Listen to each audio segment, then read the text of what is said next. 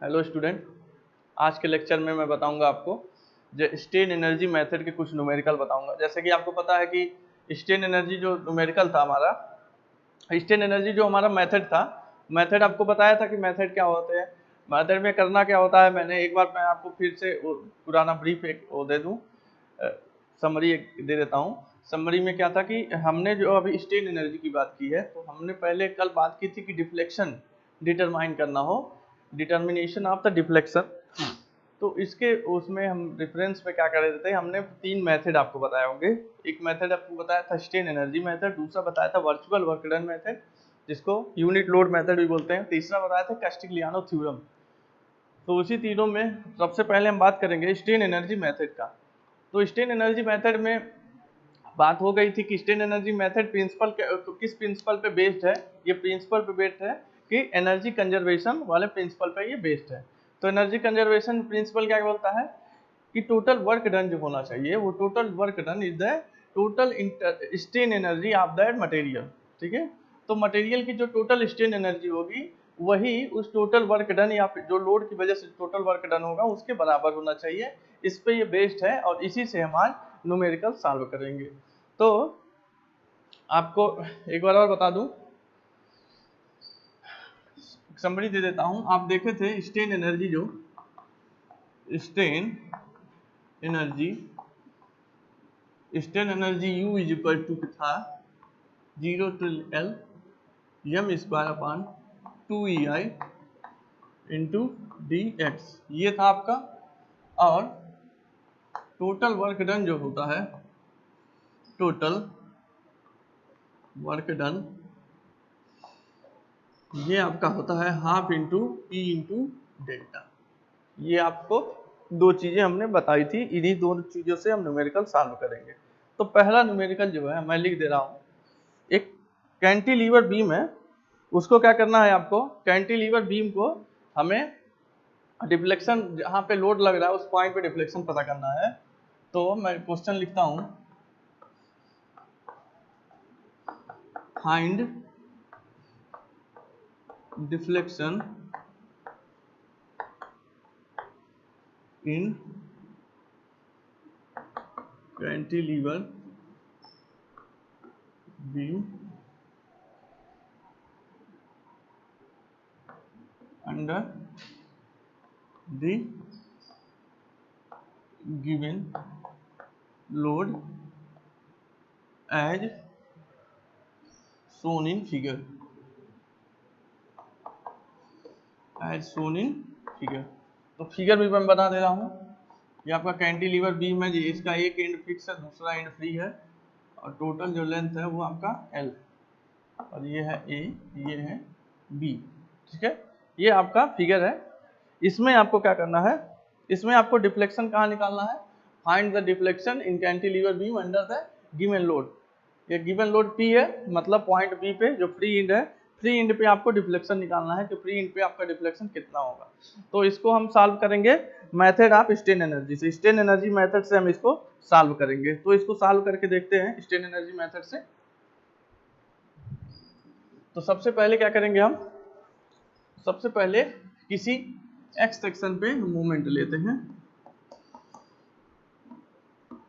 किसी भी x section पे मूवमेंट लेते हैं। ठीक है, एक्स सेक्शन पे टोटल एल है और मूवमेंट ले लेते हैं ए और बी, यही था हमारा। तो moment at any section which is at distance x from free end, ये है। तो उसको बोलोगे आप mx। तो mx क्या होगा, यहाँ से mx आपका होगा p इंटू एक्स। mx क्या होगा, किसी x पॉइंट पे किसी x सेक्शन पे मूवमेंट लेते हैं, तो उस x सेक्शन पे मूवमेंट होगा p इंटू एक्स। ठीक है, तो यहाँ लिखता हूँ मैं p इंटू एक्स। अब क्या किया जाए, अब हम टोटल स्टेन एनर्जी निकालते हैं मोमेंट की वजह से, जो आपको ऊपर गिवन है। U इज इक्वल टू होता है 0 to L तक integration M square upon 2EI into d x. D x के रिस्पेक्ट में इंटीग्रेशन होता है इसका। तो एक्स के रिस्पेक्ट में इंटीग्रेशन करने के लिए सबसे पहले हम लिखते हैं यहाँ पे u is equal to 0 to L M square upon 2EI into d x. अब यहाँ से क्या करें, यहाँ से मैं लिखता हूँ 0 to L एम स्क्वायर मतलब पी एक्स का square upon 2EI into d x.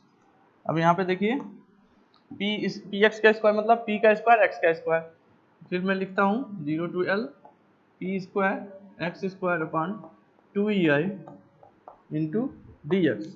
फिर मैं लिखता हूँ यहाँ पे इसमें कांस्टेंट वैल्यू क्या होगी, कांस्टेंट वैल्यू होगी आपकी पी, लोड गिवन होगा और 2EI भी होगा।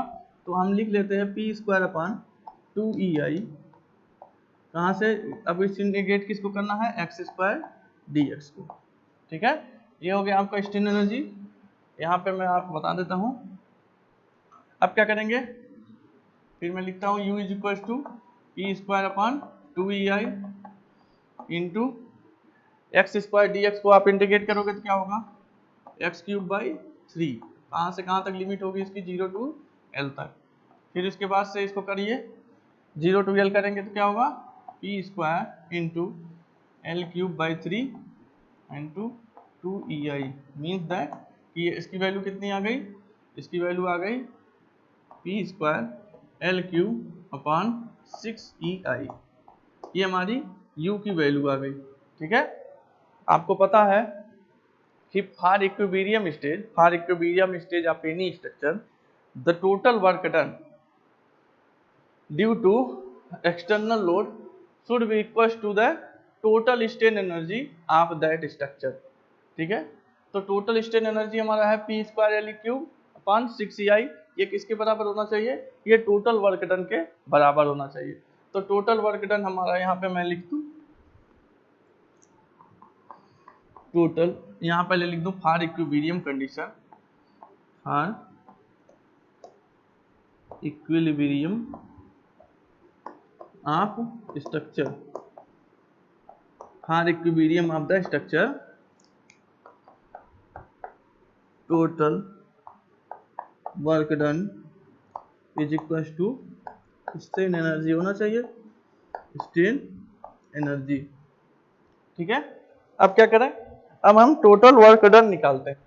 तो टोटल वर्क डन जो होगा हमारा वो क्या होगा, टोटल वर्क डन ये क्या होता है, half into P into delta होगा अंडरनीथ द लोड, लोड के नीचे मान लो डेल्टा यहाँ पे डिफ्लेक्शन हुआ होगा, तो टोटल जो वर्क होगा वो होगा half into P into delta. कैसे होता है बताया ही था, तो ये हो गया आप half into P into delta.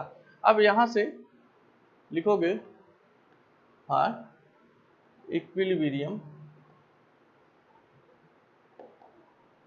Half into P into delta is equal to किसके होना चाहिए, इक्वेशन नंबर 1 था, इसके होना चाहिए स्ट्रेन एनर्जी के, पी स्क्वायर इक्वेशन नंबर मान लो 2 था। ठीक है, तो ये स्ट्रेन एनर्जी बराबर तो P square L cube upon 6EI के बराबर होना चाहिए। अब यहाँ से पी से एक पी कैंसिल हो गया। ठीक है, तो क्या हो गया यहाँ पे, डेल्टा इज इक्वल टू हो गया आपका P L cube upon 3EI। ये आपकी डेल्टा मानो डिफ्लेक्शन की वैल्यू आ गई, कितना आया, P L cube upon 6EI। ठीक है, ये आपका लोड के जस्ट नीचे पता चल गया कि इतना डिफ्लेक्शन होगा P L cube upon 3EI। अब अगर मान लीजिए तो जो टोटल हमारा जो डिफ्लेक्शन हुआ वो हमारा हो गया P L cube upon 3EI। अब देखो इसमें अगर मान लो टोटल आपको पूछा जाता कि इसका कितना एग्जैक्टली कितना होगा, तो अगर लोड गिवन होता, मानिए 10 किलो न्यूटन लोड दिया है, लेंथ दिया होता 4 किलो न्यूटन, 4 मीटर 5 मीटर जो भी लेंथ दिया होता, ई और आई की वैल्यू आपको दे देती, तो सीधी जो वैल्यू आ जाती वो डेल्टा की सीधी वैल्यू आ जाती। एक बार इसको फिर से देख लेते हैं, देख लीजिए इसको। ये आपको एक क्वेश्चन था, इसमें डिफ्लेक्शन पूछा था कहाँ पे कि P के जस्ट नीचे डिफ्लेक्शन कैसा होगा। अब अगर मैं बता दूं कि डिफ्लेक्शन जैसे आपको पता होगा, बाउंड्री कंडीशन पता होगा कि कैंटिलीवर में जो होता है बाउंड्री कंडीशन क्या कहता है कि जो फिक्स एंड पे डिफ्लेक्शन 0 होता है और मैक्सिमम डिफ्लेक्शन क्या होता है, फ्री एंड पे। मैक्सिमम डिफ्लेक्शन फ्री एंड पे होता है, चाहे लोड फ्री एंड पे लगता हो या तो लोड फ्री एंड से कुछ डिस्टेंस पे भी लगता हो, लेकिन जो मैक्सिमम डिफ्लेक्शन होगा वो कहाँ होगा, फ्री एंड पे होगा। अगर मानिए डिफ्लेक्शन कुछ ऐसा होता, कुछ डिफ्लेक्शन इतना होता और इसको बोलते हैं डेल्टा, डेल्टा डिफ्लेक्शन हो गया इसमें, ठीक है, ये डेल्टा डिफ्लेक्शन हो जाता। तो जब डेल्टा डिफ्लेक्शन होता तो कुछ वर्क डन होता है इसमें, मैं शुरू से फिर से बता दे रहा हूँ, जब डेल्टा डिफ्लेक्शन होता तो कुछ इसमें वर्क होता, तो वर्क डन क्या होता है इसमें, ड्यू टू लोड, मैं बताया था पिछले लेक्चर में कि work done due to load होता है half into P into delta. ये कैसे होता है आपको ग्राफ से भी बताया था कि अगर ये हमारा पी है इधर और इधर हमारा डेल्टा है, तो अगर पी को जैसे जैसे बढ़ाते जाते हैं वैसे वैसे देखोगे डेल्टा बढ़ता जाता है, पी जैसे जैसे लोड बढ़ाएंगे वैसे वैसे डिफ्लेक्शन भी बढ़ता जाएगा, ये आप अंडरस्टूड है। तो मानिए कि यहाँ पे यहाँ तक पी किए तो यहाँ पे आ गया इतना डेल्टा, यहाँ से यहाँ तक हो गया डेल्टा। अब तो टोटल वर्क डन क्या होगा, टोटल वर्क डन होता है total area covered by this graph. तो टोटल एरिया कवर्ड कितना है, ये है ट्रायंगल का एरिया, तो ट्रायंगल का एरिया कितना होगा, half into P, half into P, इसका हाइट है पी और इसका बेस है डेल्टा, तो half into base into height मतलब half into P into delta, ये इसका टोटल वर्क डन हो गया डिफ्लेक्शन की वजह से। अब आपको स्ट्रेन एनर्जी, जो एनर्जी कंजर्वेशन का नियम आपको पता है कि एनर्जी कंजर्वेशन रूल के हिसाब से पिछले लेक्चर में भी बता चुका हूँ कि जो होना चाहिए, जो टोटल वर्क डन होना चाहिए, अगर ये इक्विलिब्रियम कंडीशन में है, अगर इक्विलिब्रियम कंडीशन में है, इसके मतलब क्या होगा कि जो भी वर्क डन हुआ होगा उसको कोई मिनिमाइज, कोई एक एनर्जी होगी जो मिनिमाइज कर दे रही है, जो इसको डिफ्लेक्शन होने नहीं दे रही है। तो डिफ्लेक्शन कौन नहीं होने दे रहा, कौन एनर्जी, वो एनर्जी है स्ट्रेन एनर्जी।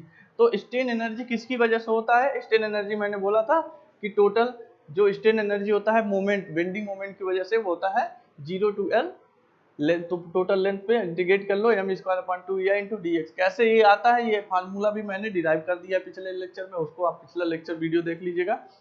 तो हम एक बार ढूंढ लेते हैं कि अब टोटल एनर्जी कितनी हो, पहले ये पता लगा लेते हैं। तो यहाँ पे आप मोमेंट का देखो, मोमेंट का जिक्र हुआ है, तो मोमेंट का जिक्र हुआ है, तो मोमेंट कैसे आता है, moment is the function of load and displacement, या लोड इन एंड डिस्प्लेसमेंट या डिस्टेंस। तो यहाँ पे अगर आपके पास यहाँ पे क्या है, लोड भी है और किसी डिस्टेंस पे आप मोमेंट ले लें x के टर्म में और उसको 0 से L तक इंटीग्रेट कर लीजिएगा लिमिट लगा के। तो हम क्या करें कि P से किसी पॉइंट x पे मोमेंट पहले पता लगा लेते हैं कि किसी x पे क्या होता, तो किसी x पे मोमेंट क्या होता, P इंटू एक्स होता। अगर यहाँ से देखते हैं तो P इंटू एक्स, और तो कोई लोड नहीं है तो P इंटू एक्स हो जाता किसी भी पॉइंट पे लोड मोमेंट, तो पी एक्स इसका मोमेंट हो गया। अब इसको इंटीग्रेट हमने कर दिया है, पी एक्स मोमेंट हो गया तो इसको इंटीग्रेट कर दिया है 0 to L तक, ठीक है, x के रिस्पेक्ट में, ठीक है। तो x के रिस्पेक्ट में हमने px को इंटीग्रेट कर दिया। ये चीज क्या है, ये चीज है इसकी स्ट्रेन एनर्जी, जो बताया था कि स्ट्रेन एनर्जी बेंडिंग मोमेंट की वजह से आती है। तो बेंडिंग मोमेंट की वजह से जो है स्ट्रेन एनर्जी हमारी आ गई m²/2ei into dx means that कि px का whole square into 2ei into dx।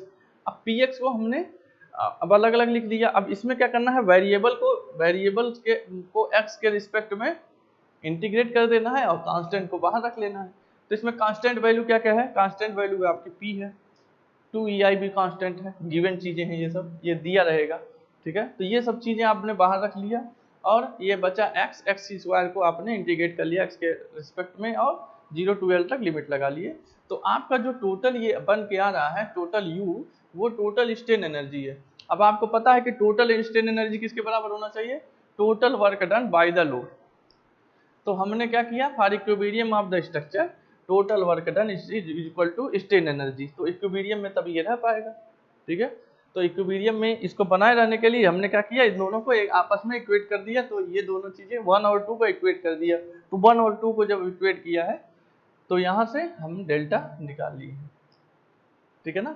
तो ये जो है एनर्जी कंजर्वेशन या स्ट्रेन एनर्जी मेथड से जो है हम जो है यहाँ से डेल्टा निकाल सकते हैं। अभी और न्यूमेरिकल अभी मैं बताऊंगा, इस पे 2-3 न्यूमेरिकल और बताएंगे ये पूरे स्ट्रेन एनर्जी पे। अब इसको मिटा के मैं एक न्यूमेरिकल आपको और बताता हूँ। अब मैं दूसरा वाला न्यूमेरिकल आपको बता रहा हूँ। दूसरा न्यूमेरिकल है determine deflection under 60 kilo newton load as shown in figure. Figure में बता दे रहा हूं, सिंपली सपोर्टेड है, आर ए और आर बी में लिख दे रहा हूं। यहाँ पे 60 किलो न्यूटन का बीच में लोड लगा है, ये आपका है 4 मीटर और ये आपका है 4 मीटर, ये है ए, ये है बी, ये है सी। एक चीज और ध्यान देने वाली बात है कि जो ये है आपका, ये है ई आई और यहाँ से जो है यहाँ तक है 2EI। ये ध्यान दीजिए, इस समय ऐसा है, ये है EI और वो है 2EI, ठीक है। अब 2 गुना EI का होने का मतलब क्या है कि मटेरियल सेम होगा, I बड़ा है, मतलब वहाँ पे जो है सेक्शनल एरिया उसका BD³/12 होता है, अगर ये रेक्टेंगुलर पोर्शन माने तो इसका BD³ 2 गुना है, मतलब या तो B ज़्यादा होगा 2 गुना, या तो D ऐसा है कि 2 गुना हो गया है I, ठीक है ना। तो ये है EI और ये है 2EI। तो हमें यहाँ कहाँ पता लगाना है डिफ्लेक्शन, हमें पॉइंट सी पे लगाना है, मतलब कि 60 किलो न्यूटन पे हमें पता लगाना है। तो सबसे पहले क्या करें, सबसे पहले हम स्ट्रेन एनर्जी निकाल लें एक्स के टर्म में, और दूसरा क्या करें, इंटीग्रेट उसको कर लें, ठीक है। टोटल को स्ट्रेन एनर्जी इंटीग्रेट कर दें 0 to L तक, और इंटीग्रेट कर दें, जो भी वैल्यू आएगी उसको इक्वेट किससे करना है, उससे इक्वेट करना है total work done by the load. मतलब 60 किलो न्यूटन की वजह से टोटल जो वर्क डन होगा, डिफ्लेक्शन कुछ होगा यहाँ पे, कुछ ऐसा ऐसे बनेगा, डिफ्लेक्शन कुछ आएगा डेल्टा। तो ये डेल्टा जो होगा, तो डेल्टा की वजह से और पी की वजह से, मतलब 60 की वजह से कुछ वर्क डन होगा, मतलब तो उस वर्क डन को हम क्या करेंगे, इक्वेट कर देंगे total strain energy of that material के स्ट्रेन एनर्जी से हम इसको इक्वेट कर देंगे और वहां से हम डेल्टा निकाल लेंगे। तो सबसे पहला काम क्या है, सबसे पहला काम है आपका स्ट्रेन एनर्जी निकालना। तो उसके लिए क्या करना है, आपको मोमेंट एट एक्स लेना है। तो इसमें ध्यान दीजिएगा कि जो आपका ये फार्मूला था, फार्मूला फिर मैं बता रहा हूँ, स्ट्रेन एनर्जी होता है 0 to L m²/2EI into dx। अब देखिएगा यहाँ पे जो EI है ये A to C तक अलग है और C से B तक अलग है। तो अब क्या किया जाए, अब ऐसा करते हैं हम कि एक बार A to C निकालें और एक बार C to B, दोनों अलग अलग मोमेंट निकाल लें, दोनों का अलग अलग मोमेंट निकाल लें और दोनों का अलग अलग इंटीग्रेशन करें, ठीक है ना, क्योंकि EI की वैल्यू अलग है। तो हम क्या करते हैं, A to C पोर्शन में हम यहाँ से x ले लेते हैं और B to C जब मोमेंट निकालना होगा किसी x पे तो इधर से ले लेते हैं, ठीक है। तो इसकी लिमिट कहाँ से कहाँ तक होगी, इस पोर्शन में CB पोर्शन में लिमिट कहाँ से कहाँ होगी, अगर x यहाँ से माने तो लिमिट होगी 0 to 4, लिमिट होगी 0 से 4 तक, और इसकी लिमिट AC पोर्शन की लिमिट कहाँ से होगी, ये भी होगी 0 से लेकर 4 तक, ठीक है। ये जो भी x हमने यहाँ सेक्शन लिया है ये यहीं तक जाएगा, और इधर से जो x पोर्शन ये भी यहीं तक जाएगा, ठीक है। तो मतलब हम दोनों का मोमेंट टोटल ले लेंगे, दोनों ऐड कर लेंगे। तो हम ऐसा करते हैं, यहाँ लिखते हैं, ध्यान दीजिएगा, आर ए और आर बी क्या होगा, यहाँ पे मैं लिख देता हूँ, R A plus R B is equal to कितना होगा 60। तो यहाँ पे सीधा मैं लिख रहा हूँ, चूंकि सिमेट्री ये देख रहे हैं वादे पे, तो हम लिख रहे हैं R A is equal to R B is equal to 60/2 मतलब 30 किलो न्यूटन। ये तो आपको पता हो गया कि 30 किलो न्यूटन है, नहीं पता होगा, अगर अलग लगेगा तो पहले आर ए आर बी निकाल लीजिएगा। तो इन पोर्शन AC, पोर्शन AC में U निकालोगे तो क्या होगा 0 to 4, सीधा सीधा मैं लिख रहा हूँ, ये ओरिजिनल इसका जो है फार्मूला है, मैं डायरेक्ट यहाँ पे रिप्लेस कर रहा हूँ 0 to 4। यहाँ पे मैं लिख दे रहा हूँ एक mx इज इक्वल टू क्या होगा आर ए इंटू एक्स, ये हो जाएगा ना आर ए इंटू एक्स, ये x हो जाएगा mx इस पोर्शन के लिए, AC पोर्शन के लिए। तो 0 to 4 तक जाएगा, m स्क्वायर करना, m स्क्वायर की जगह किसका स्क्वायर, mx का स्क्वायर मतलब आर ए इंटू एक्स का स्क्वायर। आर ए की वैल्यू कितनी है, आर ए की वैल्यू है 30x मतलब 30x का स्क्वायर अपॉन 2, EI की वैल्यू यहाँ पे EI ही है तो EI ही हम लिखेंगे, ये हो गया, U हो गया किसके लिए, U1 लिख दो इसको, ठीक है। ये U1 है स्ट्रेन एनर्जी इसके लिए, इस AC पोर्शन के लिए। अब यहाँ पे इन पोर्शन सी बी पोर्शन में mx जो होगा उधर से ले लेते हैं, कोई दिक्कत नहीं है। ये होगा RB into x, RB into x मतलब 30 इंटू एक्स इधर से भी होगा, तो u2 मान लो इसको लिख दो, तो ये होगा 0 to 4, वो भी वेरी करेगा 0 से लेकर 4 तक इसकी लिमिट होगी।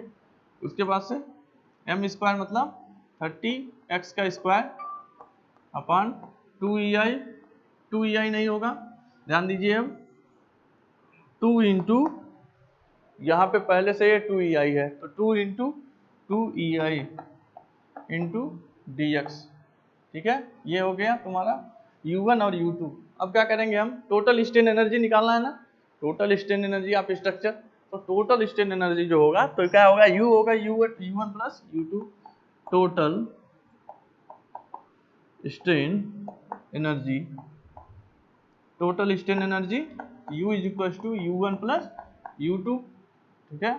तो यहाँ से मैं U1 और U2 लिखता हूँ, तो U इज इक्वल टू हो गया यहाँ पे 0 to 4, ये हो गया 900x square, 900x square upon 2ei plus 0 to 4, इसको क्या लिखोगे 900x स्क्वायर अपॉन 2 2 जा 4ei इंटू डी एक्स, ये हो गया आपको। ये दोनों आपने ऐड कर लिया तो टोटल स्ट्रेन एनर्जी निकल गया। यहाँ पे हमने अलग इसलिए किया था क्योंकि ये दोनों अलग अलग, इसके EI दोनों अलग अलग थे, इसलिए हमने अलग अलग निकाला था। अगर अलग अलग नहीं होते तो एक ही साथ हम चाहते तो निकाल लेते, ठीक है।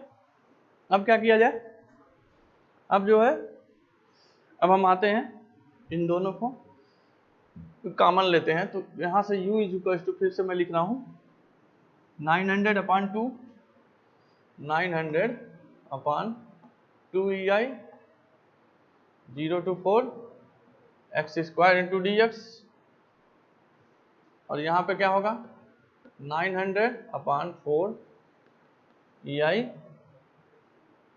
900 upon 4 ei 0 to 4 x square into d x, ये हो गया, ठीक है। अब हम 900 अपॉन, अगर ये दोनों ऐड करें तो इसको हम लिख सकते हैं 3/4 900 upon ei 0 to 4 x square into d x, ऐसे लिखा जा सकता है इसको दोनों को, ठीक है। दोनों एक साथ हमने ऐड कर दिया, ये दोनों एक साथ ऐड कर सकते हो ना, तो दोनों हमने एक साथ ऐड किया, तो 900/2 ei और 900/4 ei मतलब हो गया 3/4 900 अपॉन ei हो गया, और ये होगा। अब हम क्या करें, सीधा सिंपली हम इंटीग्रेट कर दें, तो 900/4 3/4 900 अपॉन ei, और ये 0 to 4 तक जाएगा, तो इसको हम सीधा लिख देते हैं x³ 0 to 4, ऐसे लिख देंगे। अब यहाँ से 3/4 इंटू 900 अपॉन ei इंटू, ये क्या हो जाएगा, 4 से करोगे तो 64 अपॉन 3, ये हो जाएगा ना। 0 to 4 लिमिट लगाओगे, 4 लगाओगे, 4 4 जा 16, 4 जा 64/3 हो गया। अब इसको हम सिंपली क्या करते हैं, सॉल्व कर लेते हैं। तो सिंपली हम जब सॉल्व करेंगे तो यहाँ से आ रहा है, ये 3 से 3 कैंसिल हो गया, 4 से 16 टाइम ये कैंसिल हो जाएगा, और 16 में आप मल्टीप्लाई करेंगे 900 का, तो यहाँ पे मैं लिख देता हूँ यहीं इधर,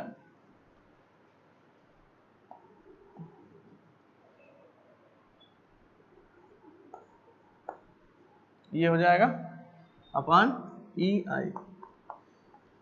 ठीक है। 14,400 अपॉन ei हो गया टोटल स्ट्रेन एनर्जी। यहां तक क्लियर है आप लोग को। अब हम क्या करेंगे, अब हम करेंगे क्या, हम इक्विलिब्रियम कंडीशन जानते हैं किसी भी स्ट्रक्चर का in the term of strain energy and total work done. तो क्या होता है कि for equilibrium condition total work done should be equal to the strain energy of that material. तो यहाँ मैं लिखता हूँ फॉर इक्विलिब्रियम कंडीशन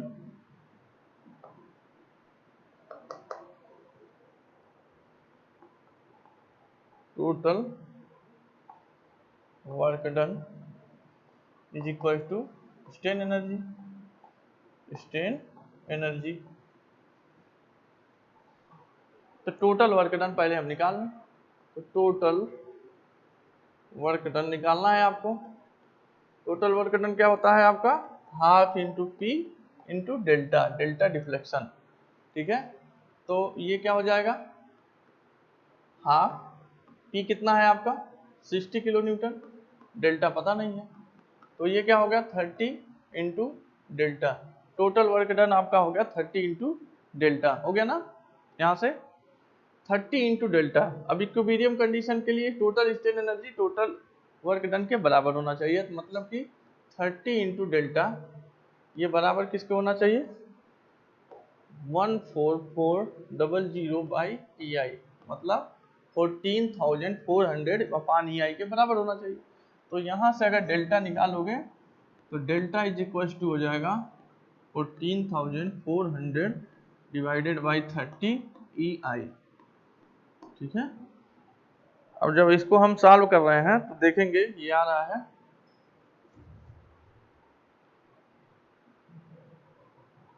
480, यही आएगा शायद, देख लीजिए 480 आएगा 3,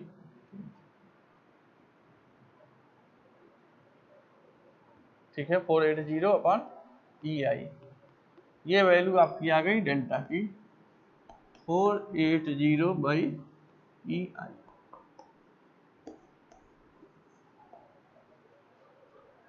तो यही था स्ट्रेन एनर्जी मेथड। तो यहाँ जब देख रहे हो आप ये 480 बटे ई आई आ गया डेल्टा की वैल्यू। एक बार मैं आपको फिर से यहाँ पे ये बता देता हूँ, रिवाइज कर लो इसको, कि जब बीच में लोड दिया, सिंपली सपोर्टेड बीच में लोड है, तो आप कहोगे कि मोमेंट कैसे निकाला जाए एक्स पे।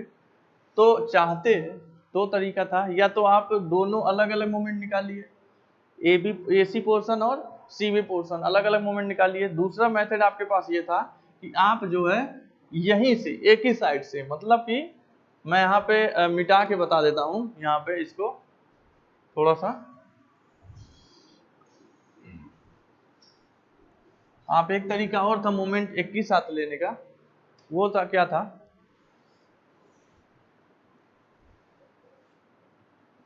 आप ऐसे लिखते तब टोटल जो u होता, मैं लिख रहा हूं पहले टोटल मोमेंट देख लीजिए, मोमेंट यहाँ पे x यहाँ पे था, तो x वेरी कहाँ से कहाँ तक करता, देखो जब अगर मोमेंट आपको निकालना होता, x ने सीधा सीधा मोमेंट निकालते, डायरेक्ट अगर मोमेंट निकालते, तो आर सी पे मोमेंट क्या होता, आर ए इंटू फोर होता सी तक। अगर ए से सी तक आप देखोगे तो जो भी मोमेंट आ रहा है, moment due to only R A, moment due to only R A, खाली आर ए की वजह से ही मोमेंट आ रहा है, कहां तक, अप टू पॉइंट सी। लेकिन सी से जस्ट आफ्टर सी के जस्ट बाद क्या हो जा रहा है कि अब भी जो मोमेंट आएगा वो आर ए के साथ आएगा ही आएगा, आर ए की वजह से, साथ साथ ही 60 किलो न्यूटन की वजह से भी आने लगेगा।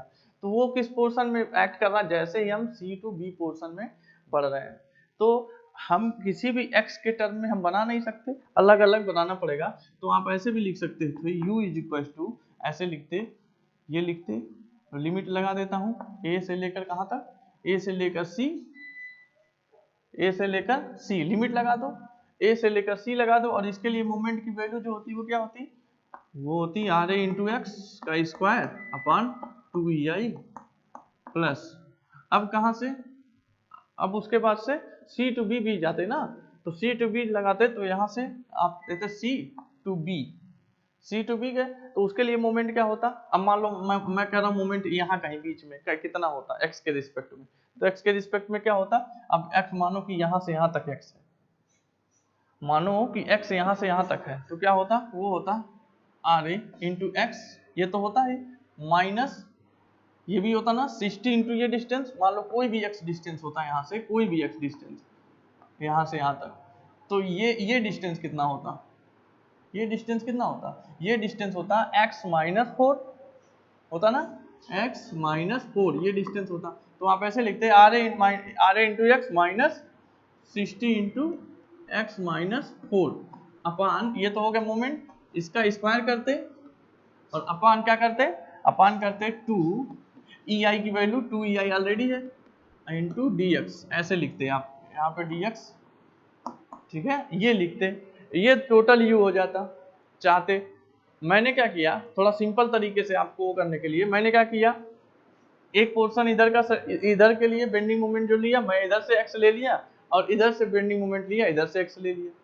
आप देखिए अगर इस पोर्शन में आप चाहें तो इधर से बेंडिंग मोमेंट किसी एक्स पे ले, वही आएगा जो मोमेंट आर बी इंटू ये डिस्टेंस पे आएगा। जैसे मान लो सपोज करें कि यही इतना हम एक ले लेते हैं सीबी पोर्शन, तो सीबी पोर्शन में मैं कह दूं कि सीबी के मिड में मोमेंट बताइए, तो सीबी के मिड पे मोमेंट बताना है तो क्या होगा, सीबी के मिड पे मोमेंट बताना है मतलब कि यहाँ से 2 मीटर पे, यहाँ से 2 मीटर पे, तो सीधा सीधा आप बता दीजिए कि आरबी इंटू 2 होगा।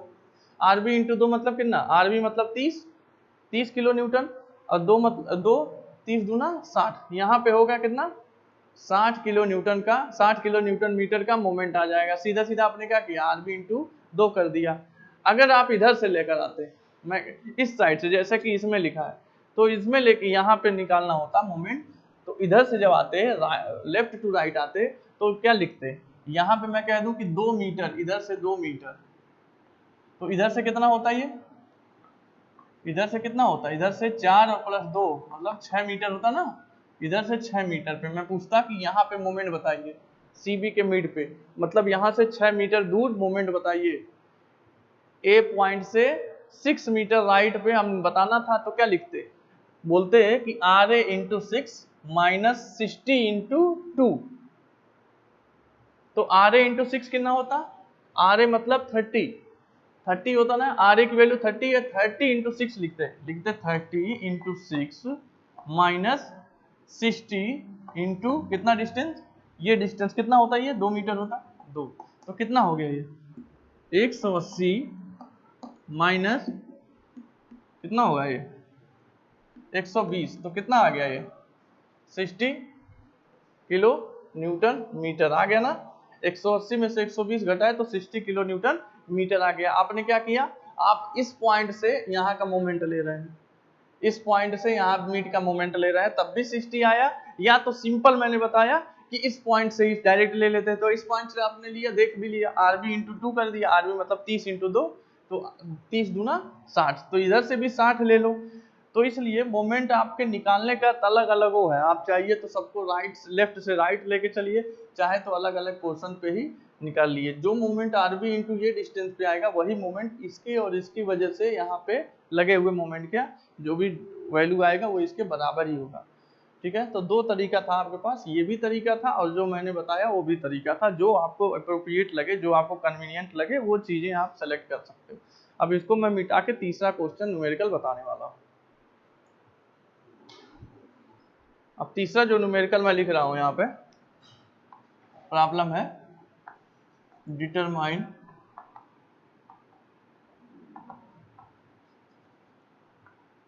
वर्टिकल डिफ्लेक्शन या displacement at point C as shown in figure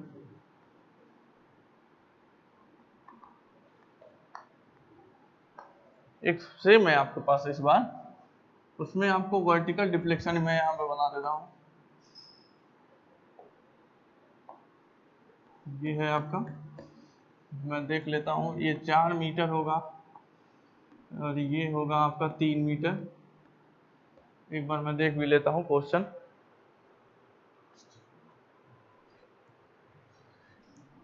ये 2i है, ये i है, यहाँ 1 किलो न्यूटन का लोड पड़ा, ये आपका है, ये है A, ये है B और ये है C। आपको कहा जा रहा है कि आप वर्टिकल डिफ्लेक्शन बताइए पॉइंट C पर, C पे बताना है। तो सबसे पहला काम क्या है हमारा, टोटल स्ट्रेन एनर्जी पूरे का निकालना है।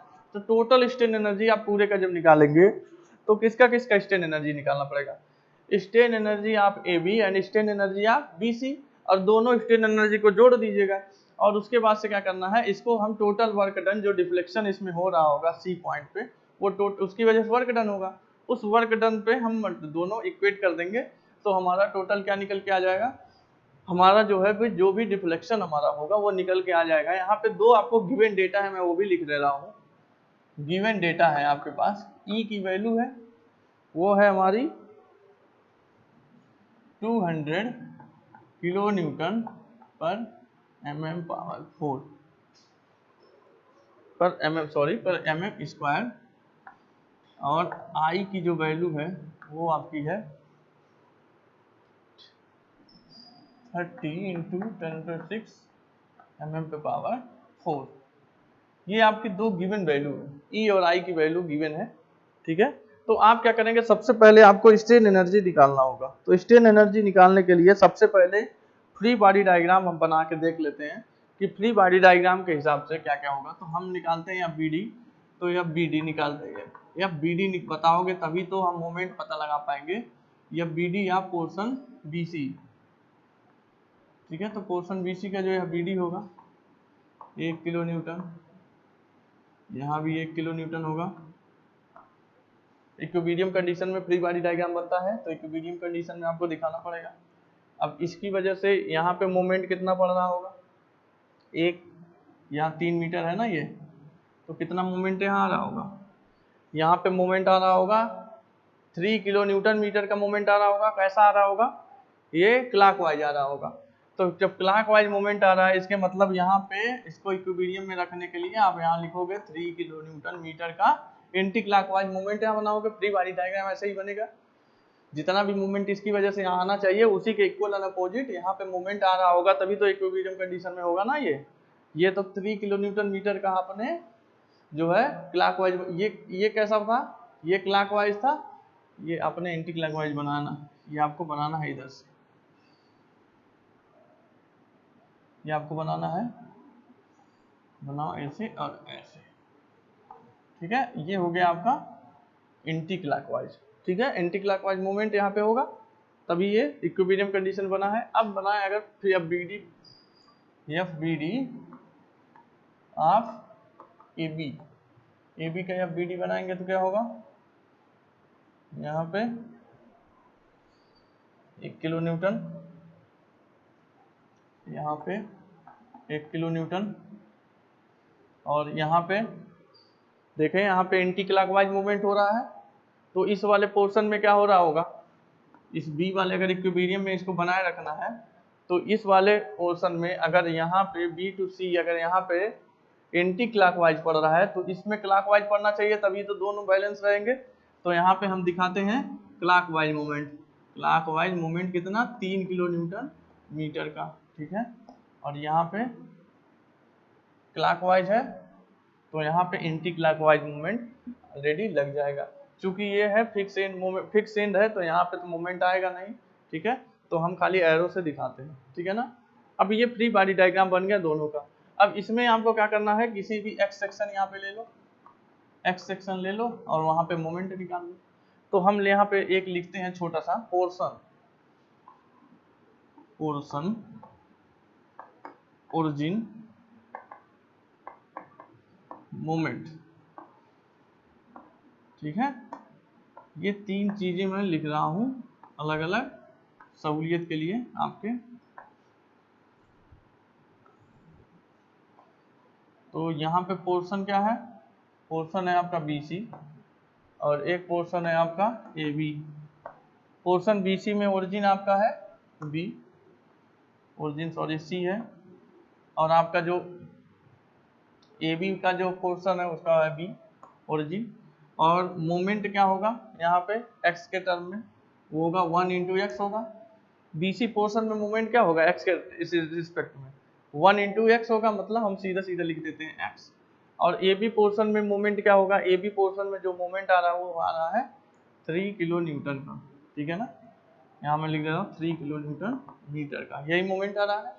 इस पोर्शन में क्या मोमेंट आ रहा है, कहीं x तो है नहीं, एक्स ले भी नहीं सकते क्योंकि इस पे सीधा सीधा वर्टिकल फोर्स पड़ रहा है, तो इसकी इस फोर्स की वजह से तो कोई मूवमेंट आएगा नहीं।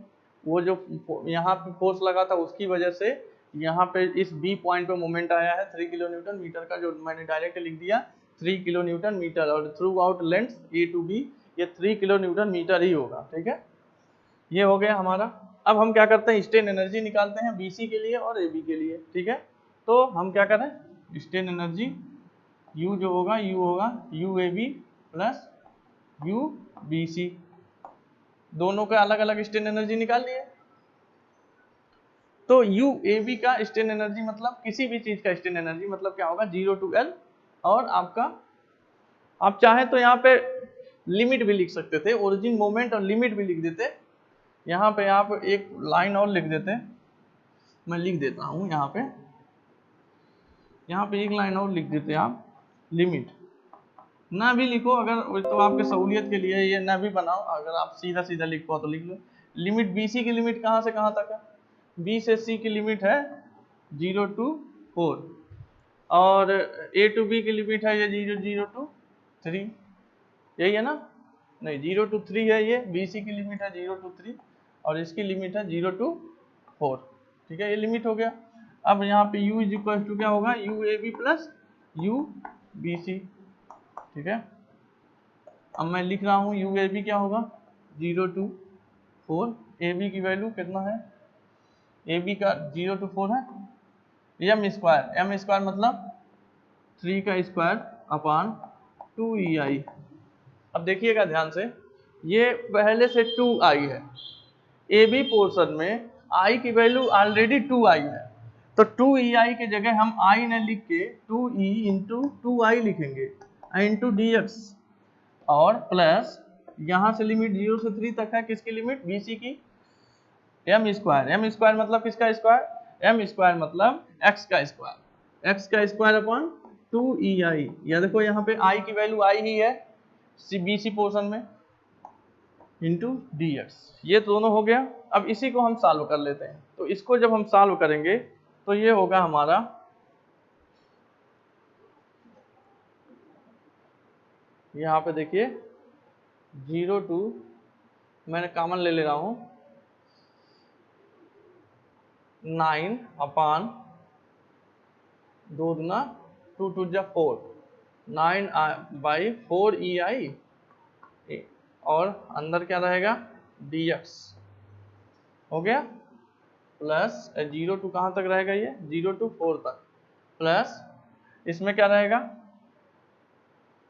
1/2EI और x स्क्वायर इंटू dx, ये हो जाएगा। ठीक है, अब हम इसको इंटीग्रेट करते हैं, तो इंटीग्रेट जब करेंगे हम तो 9/4EI dx का इंटीग्रेशन क्या होता है x 0 to 4 प्लस इसका 1/2EI x स्क्वायर मतलब इसका इंटीग्रेशन x³ 0 to 3 तक, ये हो गया। अब इन दोनों को हम ऐड कर लेते हैं लिमिट लगा के, तो ये पहले होगा 9/4EI मल्टीप्लाइड बाई, इसको करोगे तो 4 यहाँ रखना पड़ेगा, तो ये होगा 4 प्लस इसको रखोगे तो यहाँ पे क्यूब 3 रखना पड़ेगा, तो ये होगा 3 3 9 3 27, ये हो गया दोनों। अब आप दोनों जोड़ोगे जब, दोनों मैं ऐड कर लेता हूं, मैं ये थोड़ा सा मिटा देता हूं इधर,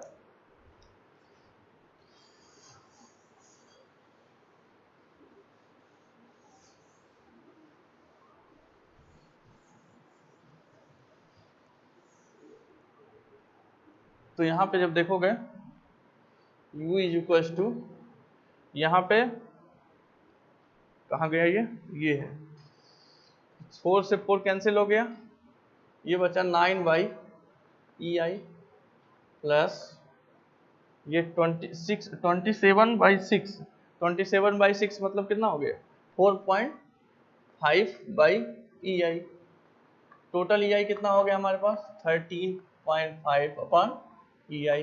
ये टोटल यू की वैल्यू हो गई ना टोटल यू की वैल्यू। अब हम क्या करेंगे, अब हम लिखेंगे हार इक्विलिब्रियम, हार equilibrium total work done is equal to strain energy, strain energy. अब यहां से जो होगा टोटल वर्क डन निकालने, तो टोटल वर्क डन क्या होगा, हाफ इंटू पी, पी मतलब 1 into delta is equal to किसके होना चाहिए, 13/P, 13/5, 13.5 अपॉन EI होना चाहिए। यहाँ से जो है आपका जो डेल्टा आ गया वो कितना आ गया, 2 इधर गया मल्टीप्लाई हो गया तो हो गया 27/E इंटू आई। ये हो गया डेल्टा की वैल्यू। अब जो है डेल्टा की वैल्यू आ गई 27/EI। यहाँ पे अगर आप देखोगे एक चीज यहाँ ध्यान देने वाली बात ये है कि जो हमने 1/2 इंटू 1 इंटू डेल्टा लिखा था, तो 1 का यूनिट क्या था, 1 का यूनिट था किलो न्यूटन, ठीक है ना, ध्यान दीजिएगा 1 का यूनिट है किलो न्यूटन। और ये डेल्टा है मीटर में, डेल्टा मीटर में इसलिए है क्योंकि हमने जो है डेल्टा मीटर में इसलिए भी आएगा क्योंकि हमने जो यहाँ यू इसको इक्वेट किया है 13/EI, तो 13/EI जो है 13 कैसे आया होगा, 13 आया है इस लोड से और डिस्टेंस से आया है ना। तो हमने जो डिस्टेंस, हमने जो इंटीग्रेशन किया है 0 to 4, 0 to 4 क्या था, मीटर में था, तो ये मीटर में है, तो इसके मतलब ये वैल्यू जो होगी, ये वैल्यू होगी किलो न्यूटन और मीटर में। तो EI जो हमें लिखना पड़ेगा वो EI लिखना पड़ेगा हमें किलो न्यूटन मीटर में, जबकि हमारी जो EI की वैल्यू आई है वो है किलो न्यूटन mm में है, तो इसको मीटर में चेंज करते हैं। तो यहाँ डेल्टा हो जाएगा, पहले तो हमको EI की वैल्यू अलग से लिख लें, तो EI इज इक्वल टू क्या लिखा है, 200 मल्टीप्लाइड बाई 30 मल्टीप्लाइड बाई 10⁶। अब यहाँ देखिएगा mm स्क्वायर से mm4 दो कैंसिल हुआ, mm स्क्वायर है ऊपर और हमें लिखना है मीटर स्क्वायर में लाना है, तो मीटर स्क्वायर mm स्क्वायर को मीटर स्क्वायर में कैसे लाएं हम, 10⁻⁶ का मल्टीप्लाई करके। अब इसमें क्या हो जाएगा, ये किलो न्यूटन मीटर स्क्वायर में हो जाएगा, किलो न्यूटन मीटर स्क्वायर में। तो यहाँ से हो जाएगा ये 6000 किलो न्यूटन मीटर स्क्वायर। ये EI की वैल्यू आ गई किलो न्यूटन मीटर स्क्वायर में। अब हम डेल्टा फर्दर हम निकालते हैं, तो डेल्टा हमारा हो जाएगा क्या चीज, 27 डिवाइडेड बाई 6000, और ये जो वैल्यू आ रही है ये मीटर में वैल्यू आएगी, ध्यान दीजिएगा। अब इसको जो वैल्यू आ रही है ये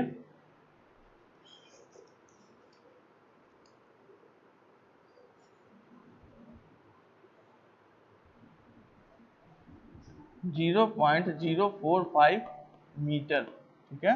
अब इसको अगर mm में चेंज करें तो ये होगा 4.5 mm, ठीक है, 4.5 mm। तो ये हमारा डेल्टा की वैल्यू थी। आपने क्या किया, जब इस तरह के फ्रेम टाइप का जब आपको डिफ्लेक्शन पूछा जाएगा, डिफ्लेक्शन, तो क्या करना है, फ्रेम का फ्री बॉडी डायग्राम आपको बना लेना है। फ्रेम के अलग अलग मेंबर जो मेंबर होंगे उसका आप फ्री बॉडी डायग्राम बनाओगे।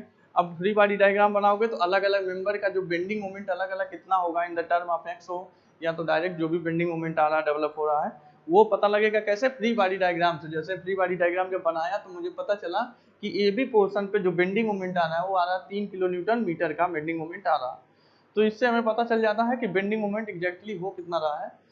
अगर वर्टिकल जो बेंडिंग मोमेंट होता है तो किसी भी अगर पॉइंट, किसी भी स्ट्रक्चर या किसी भी मेंबर में जो बेंडिंग मोमेंट होता है वो क्या होता है, वो होता है लोड इनटू डिस्प्लेसमेंट।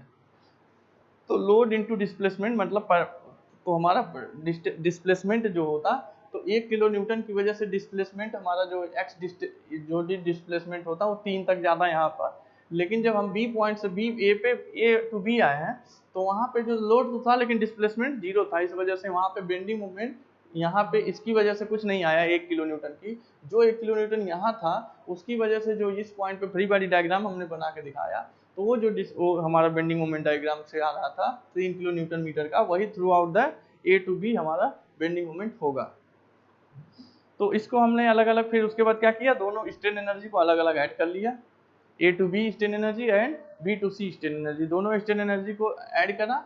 ऐड करने के बाद फर्दर हमने क्या किया, जो भी ऐड किया होगा तो वो अपॉन ई आई के टर्म में आया होगा, उसको फर्दर हमने किससे इक्वेट किया, टोटल वर्क डन से। टोटल वर्क डन कहाँ आता है, जब लोड लगता है और तो उसकी वजह से डिफ्लेक्शन होता है तो वर्क डन होता है, वो कितना होता है, half into P into delta.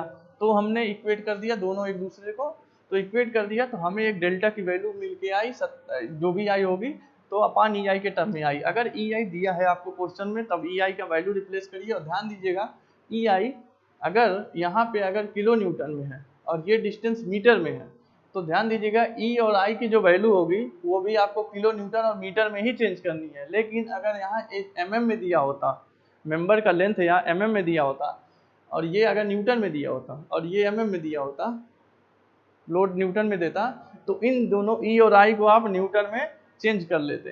तो देख लीजिएगा जब भी ये देखिएगा ई आई की जो वैल्यू बहुत ध्यान से आपको, बहुत अटेंटिव होकर आपको देखना पड़ेगा कि क्या होगा, और इसका ध्यान, यूनिट का ध्यान रखिएगा, नहीं तो लास्ट में आपके पूरा प्रोसीजर सही होगा। लास्ट में देखिए लास्ट वाली लाइन ही थी, यहीं से आपका एक लाइन अगर सही नहीं करोगे तो पूरा का पूरा क्वेश्चन गलत भी हो सकता है, तो यूनिट में आप ध्यान दीजिएगा। इसके बाद अभी एक न्यूमेरिकल मैं और बताऊंगा, वो इसके बाद इसको मिटा के मैं एक न्यूमेरिकल और बताता हूँ।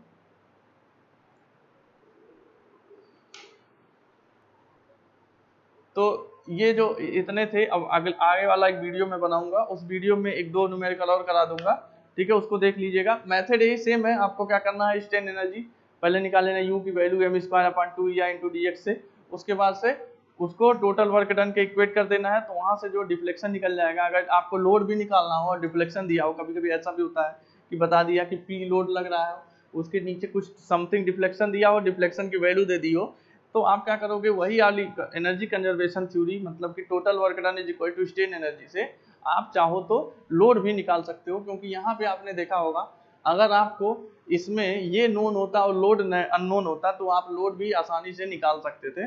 तो जो भी है इस थ्योरी से आप चाहे तो लोड निकाल सकते हो कि कितने लोड की वजह से ये पर्टिकुलर डिफ्लेक्शन हुआ होगा, या तो डिफ्लेक्शन निकाल सकते हो कि इतने लोड से कितने पर्टिकुलर डिफ्लेक्शन हो रहा है, ठीक है।